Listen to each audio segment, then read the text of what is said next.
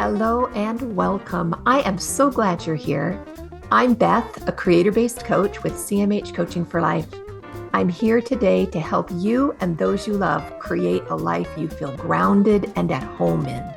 Think of a life where you feel peace, love for those around you, and in a flow with just enough challenge to keep you happy and creating something wonderful. Sounds like magic, but it's not. You can create that life every single day. You can have a life full of love, excitement, hope, and creation. Our mission at CMH Coaching is to flood the earth with light through compassion, mindfulness, and hope. And I'm going to ask a favor of you. If you like what you see and hear today, think of someone you know that would enjoy and benefit from this message. Our mission is to flood the world with compassion, mindfulness, and hope. Share this with them. But for now, this is time just for you. So settle into whatever you're doing and enjoy this time with the girls, where we create that one awesome, amazing, perfect life every one of us is seeking.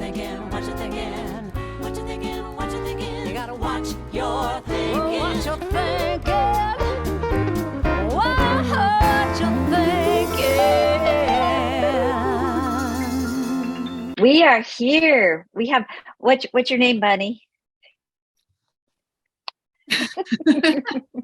Cutie patootie. That's what I see. You're Bunny. so cute. Oh my Penelope God. Pirate. Absolutely. And I got to tell you, putting this patch over my glasses is no small feat. We have skills. We have skills.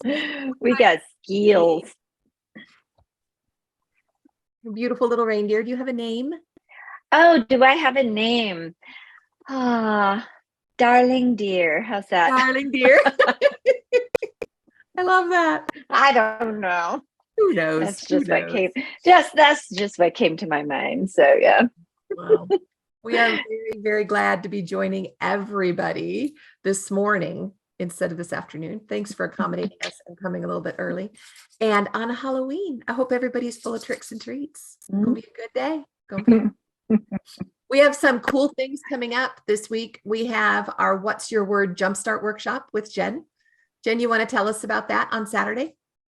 It's Saturday, and we are going to dive into the world of words and how words have power and meaning. And if we can focus on one for a year and involve our creator, how it can just set the tone for our year, and how we can start seeing how the Lord shows up and works with us in our life with our word to help make us help us to become the better person that we want to become. And it's just so fun with all the tools that we have to do that. I will be teaching you how I do vision boards. I do more of a vision book that can evolve over time. And so I will be teaching you all about that. That's awesome. Well, I'm looking forward to it. I'm going to bring my granddaughters. Cool. I'm inviting them this week so we can all come together. Oh, I think it's going to be a really fun activity to do to jumpstart 2023. It's just a great idea.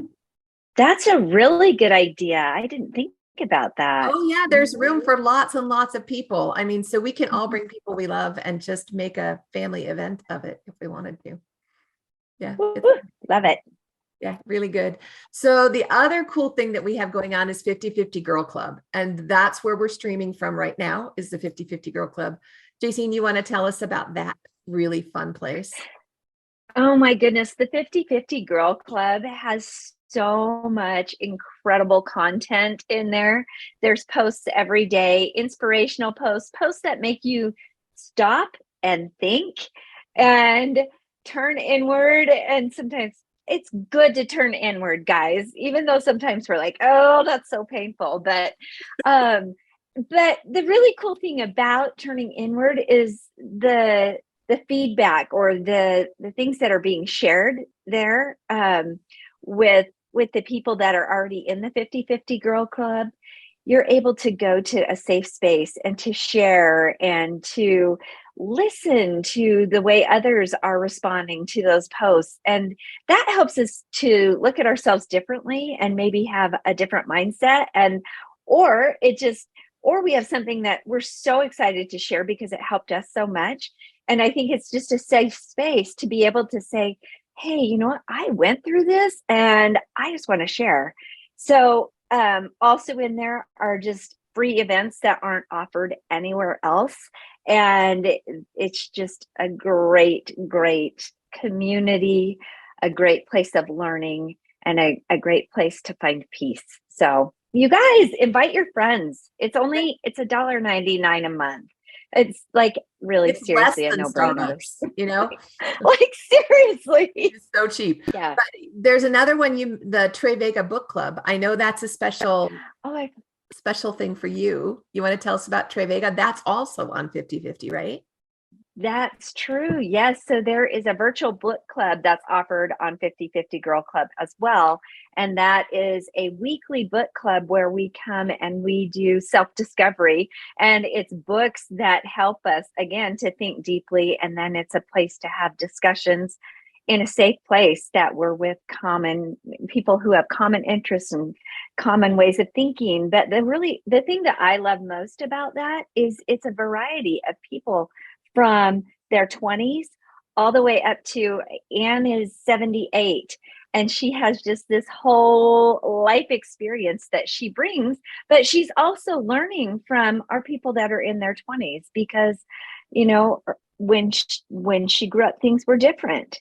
And she is working for self-improvement, although I maybe not self-improvement, but it just, you know, ways so that she can communicate better with her grandchildren, ways that she can, you know, still be in the flow. And it's just wonderful. You guys have to come and invite your friends. I'm so excited about Trey Vega. Yeah, I just think it's going to be amazing.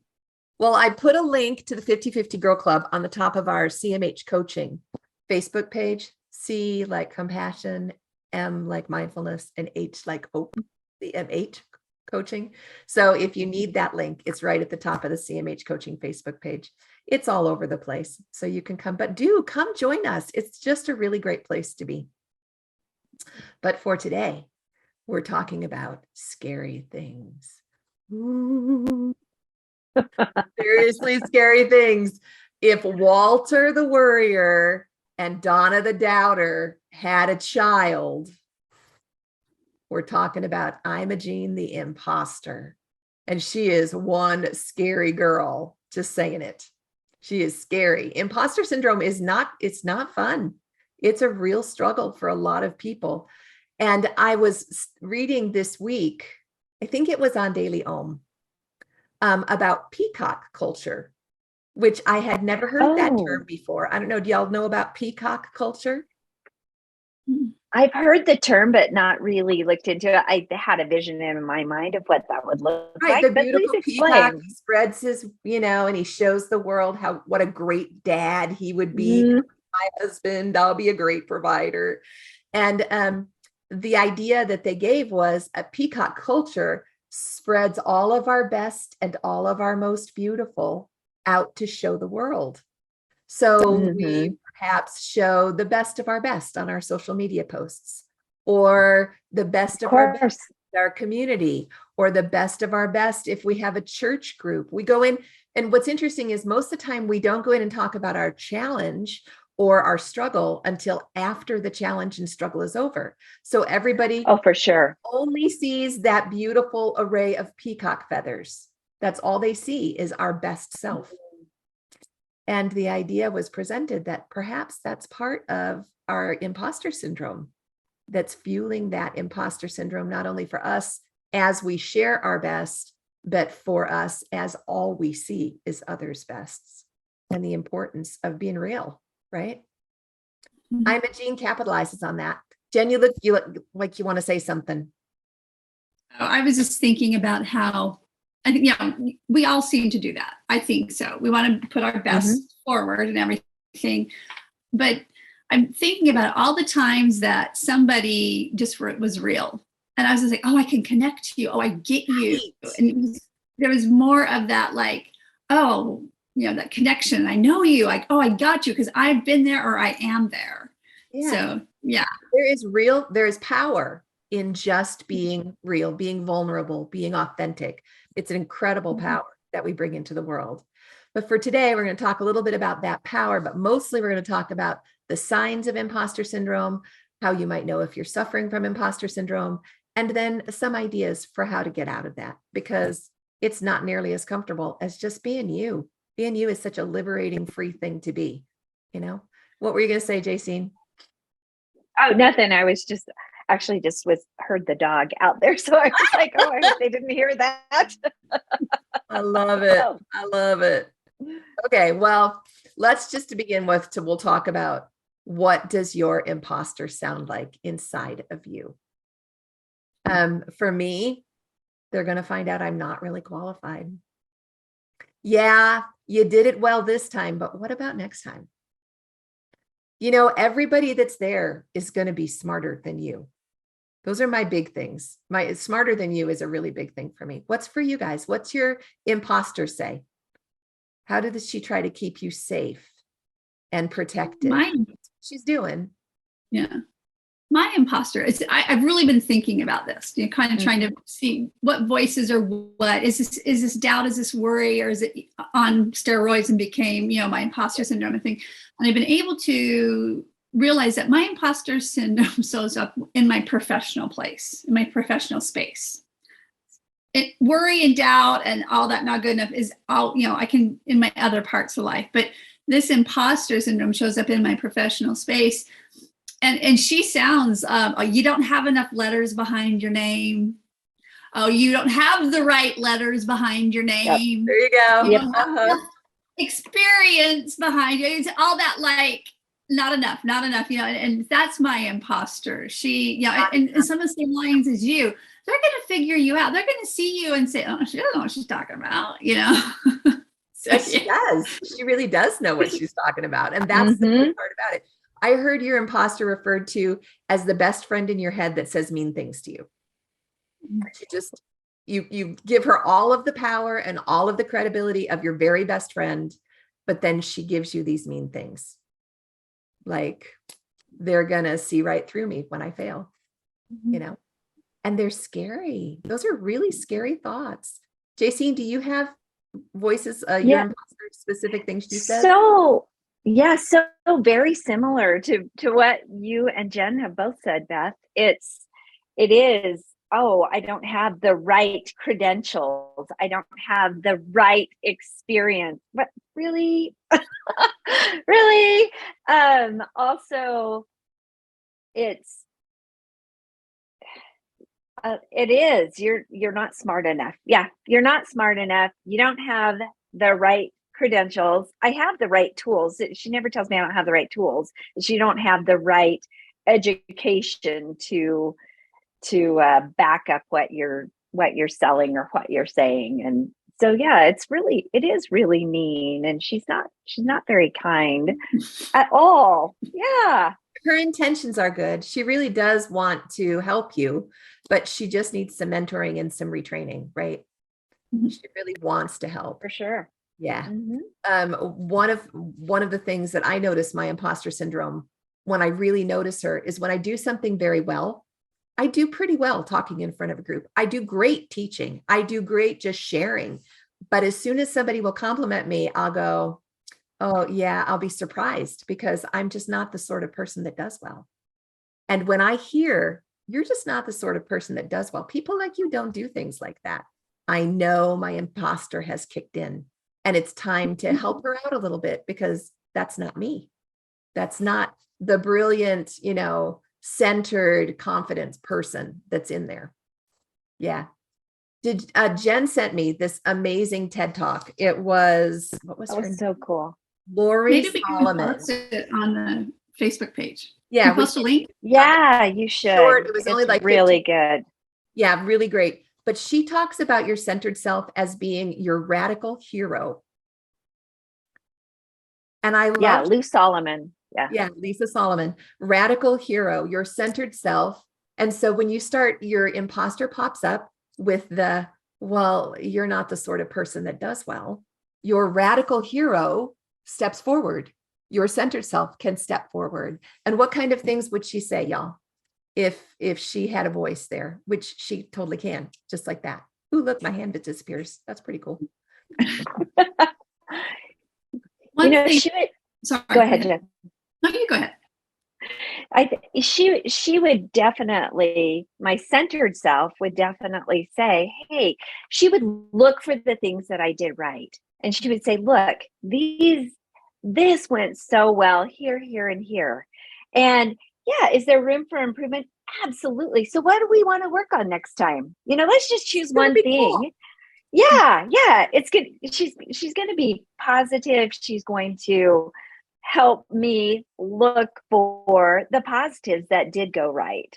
And then, it is good to look back, and it is good to say, yeah, there is room for improvement. I think that's fine, right? As long as it's healthy. As long as it's healthy. And we get to choose just one thing to just say, hey, I think I want to focus on that next time. That I can do better there. That'll be really good. Mm-hmm. Yep, yeah. Just 1%. Yep. I love that idea of her being a radical hero, because, here we're all about being the hero of your own story. And what is more radical in the world in which we live today than to be kind and compassionate and hopeful, and to just speak up with that brilliance and that light? That really is a radical stand that we can take as heroes in our lives. What do you say, Jen, when you're not your hero, because we love your hero. I'm a hero. When you're when Imogene raises her ugly head. Right. I always like to figure out why she's there. What is behind it and everything like that. And so I've pretty much figured her out. She's gonna throw me a curveball because I said that, but yeah. I have found a very powerful, it's almost like a superpower word that I use with her. And it's a little 3-letter word. And when she comes up with things like, well, you just don't have enough experience. And I'm like, oh, I understand that. I don't have enough experience yet. Oh, I love that word, yet.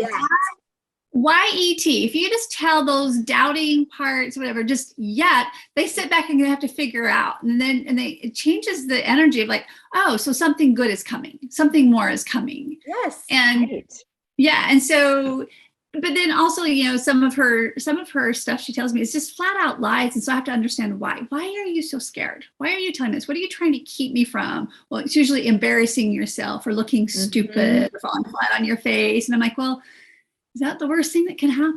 It's like, we go back to what will they think? Yeah. Yes. What would they think?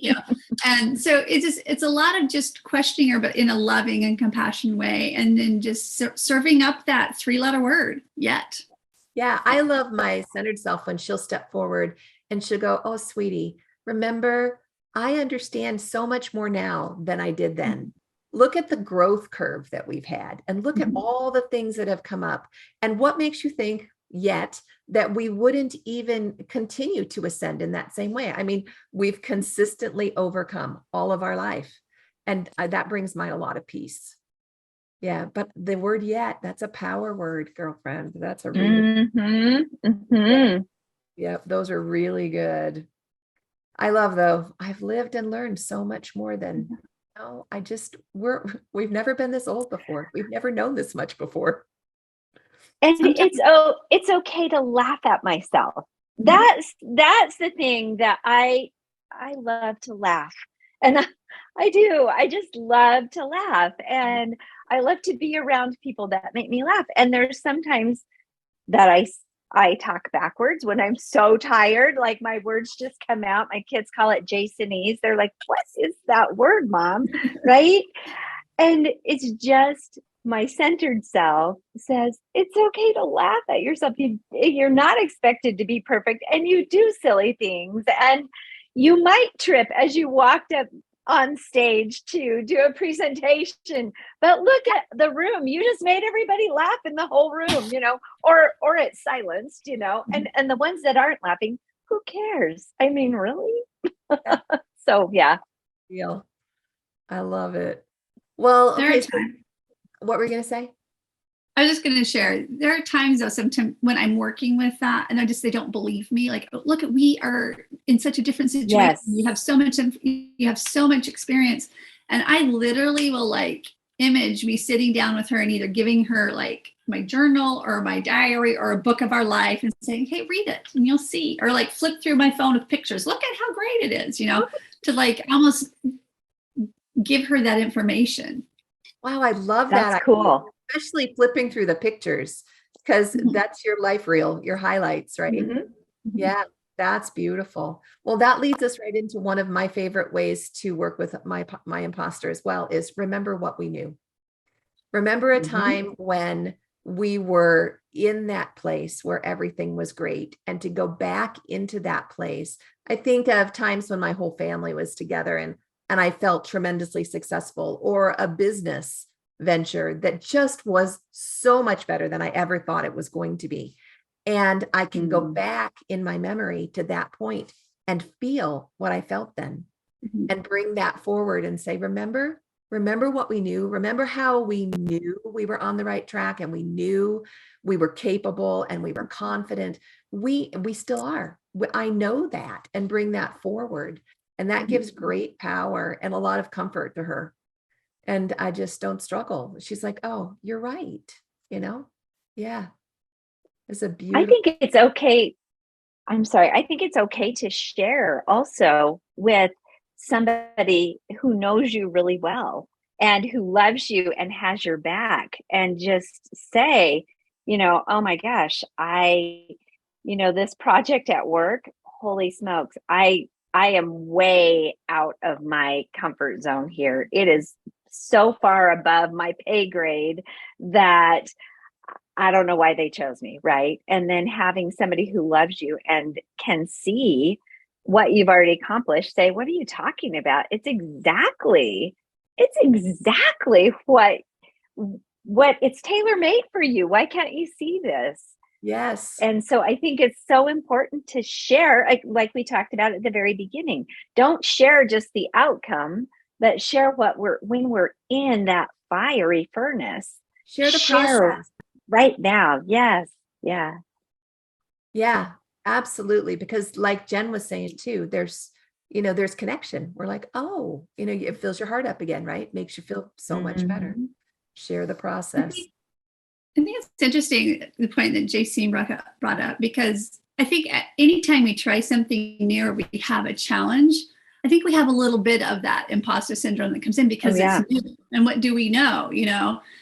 So I think, I don't know, I'm trying to figure out for myself, is that really the imposter syndrome, or is it just an insecurity? Or is it or is it Donna Dow? Yeah. The combination. Yeah, because whenever there's a challenge, it is challenge. You do kind of doubt, or you do kind of worry, or you do have. I don't have all the tools, or I'm not good enough. Kind of like what JC was saying. Until somebody does say, "Well, let's look at your past experience and see where maybe there may be something you're lacking in," and so you need to go chase after that and develop that part. Where I think then this imposter thing can be a growing experience. I love that. For sure. Well, and when you take doubt and worry and all of those things and put them together in one neat package, that really is imposter syndrome, right? Anxiety. Lisa had a list: anxiety, perfectionism, self-doubt, and fear of failure. Just kind of put it all into a little popcorn ball, since it's Halloween. Put it all into a little popcorn ball, but don't pass this one out. Okay. This one needs to don't eat it. No. Right? Don't take it in, because it's like the poison apple, right? Yes. It's the poison apple. It's the poison popcorn ball. The poison popcorn ball. But we all have it. Everybody has anxiety. Everybody has perfectionism, self-doubt. That's just it. It's what we do with it. And you guys have some great ideas. We have homework this week. So before we go to homework, do we want to say anything more about imposter syndrome? Any other ideas or helps? Because I know the homework is going to be a huge help. I loved what she brought out in the video. Okay. About what is your imposter syndrome keeping you from giving to the world? Yes. And maybe it's not something huge that you're going to change the world, like being a Brene Brown or a Mel Robbins or whatever. Maybe it's just what you're doing in your immediate surrounding, because you're in the people you help in your world, yourself, your family, it does change the world. So Huge. Listening to this lie, what is keeping you from what's keeping your brilliance, your greatness from the world? I love that. And I like that part of the video. I think it's so important. Just a really quick story. Last year, in our church, I work with a group of women in our church, about 200 people, and we decided for Christmas we were going to give each of these wonderful ladies a gift. And so we looked for some artwork on Etsy and found this beautiful picture of Jesus Christ, and it, just beautiful. And then we had the words on the bottom, follow him. So I called the artist and talked to the artist, and she was so, what, you want to do this with my art? And I just put it out there and I just thanked her because I thought this is exactly what we needed. And we passed that artwork out to these ladies, and some of these ladies hadn't felt that closeness to God, in a long, long time. And just having that picture and that artwork was incredible. And I took it to a woman who was on her deathbed about 2 months ago, and she just hugged it there in the hospital room. And I thought, this artist, and I've got to get a hold of her and just let her know, this is what the power, you were brave enough to put this up. You let go of that imposter syndrome that it's not, nobody else will want it.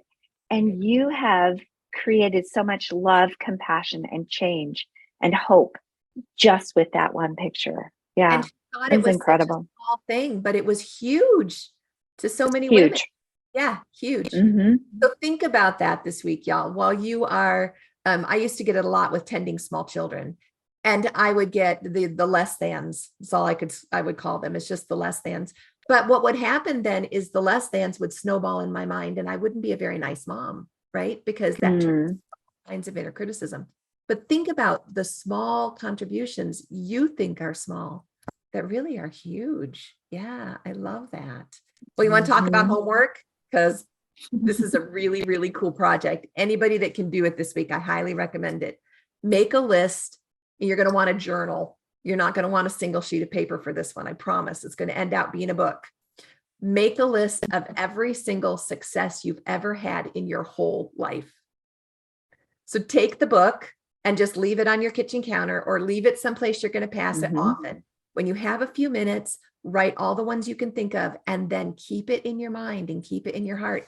And all week long, you're going to write your successes. Okay, so this is like spreading those peacock wings. But what it is it's spreading the peacock wings for the neural pathways in your brain. You're retraining your I'm a gene, your imposter, whoever that is, whatever that voice is for you. But you're showing them evidence-based that what you are is competent and calm and contributing so many good things to the world. So you want to just run this list. There is no pride in it. You have full permission to write every single good thing, every A you got in school, every person you tied their shoes, every person you gave your spot to in the grocery line to, or even the person who cut you off that you didn't curse. All of those things, every single success. Just let this be your week of successes, and keep writing all of the things that were successful in your life. Will you do it?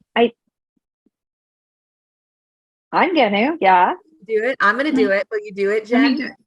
Yes, I'm gonna do it. But can I give a suggestion for everybody to write this one down first, and it'll help you get your brain going in all different directions. Oh, I need my pen. Wait. Write this down first, because we all did it and we had a physical challenge.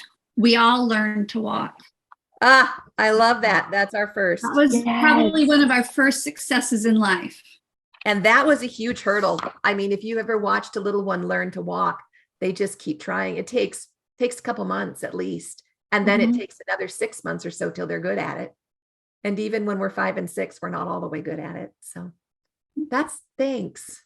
What were you going to say, JC? It was really along those lines, Jen. That was beautiful, because I think sometimes we have that other neural pathway is so ingrained that to even think of one thing that we've done well is really hard. So what a beautiful way to start. And if you can't think of anything in the past that you've done, look at today. Hey, that hot cocoa I made this morning, that was good, right? So all the positives, just, write those down. All of them. Just keep writing your successes until you've got a success book by the time we meet next week. And when we do the next broadcast, we'll ask, how'd it go? What'd you learn? Love it. Did things shift? Because I'm pretty sure there are going to be big shifts with writing a success book down. Bring your success. Share in the 50/50 Girl Club. Yep. Yes. 50/50 Girl Club. Bring your book to What's Your Word on Saturday. Imagine the creative flow that going through that will make in your life. Yeah, it's going to be a really amazing week. So I'll see you guys Saturday. I'm so excited. On the 50/50 Girl Club. And let's move into, how do I do it? There you go. Let's move into November together and do some great stuff over this season.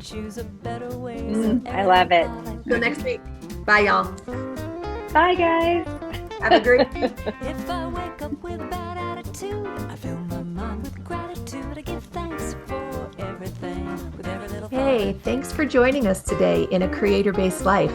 I hope you felt that compassion, mindfulness, and hope you came seeking today.